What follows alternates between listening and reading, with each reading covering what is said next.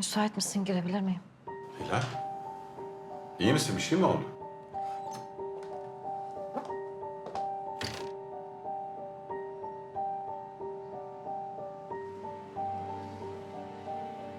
Doğan,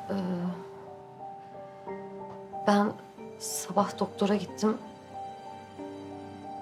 Hamile değilmişim ben. Nasıl yani? Yani hamile değilmişim, bir hata olmuş. Gözüken şey de küçük bir kistmiş. Benim böyle bir şeye inanmamı mı bekliyorsun? Ha? Sen neyin peşindesin? Doğruyu söylüyorum. İstiyorsan kendin ara konuş. İstemiyorum. Bana yalan söyledin sen. Neden? Doğan, yalan söylemiyorum diyorum sana. Bir hata olmuş. Sen de diğerleri gibisin.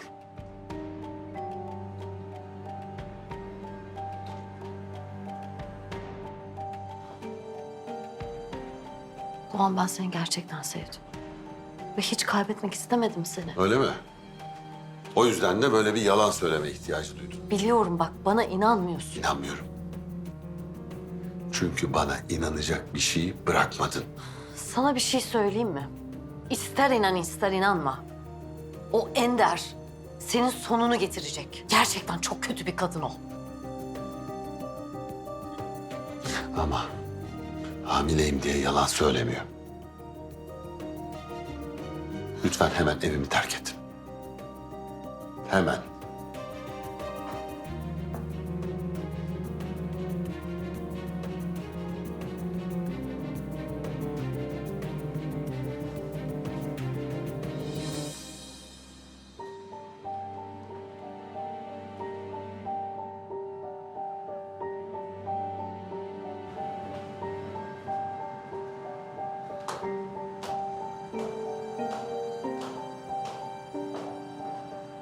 Aa, gidiyor musun?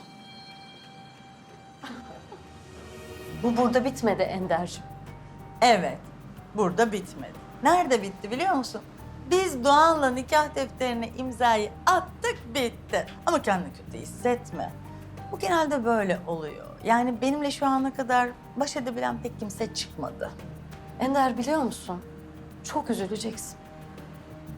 Ah Hilal'cim, biliyor musun ki benim üzülmemi bekleyenler hep daha çok üzülmüştür. Ama yine de sen bilirsin tabii. Neyse, ben seni tutmayayım. Bye bye.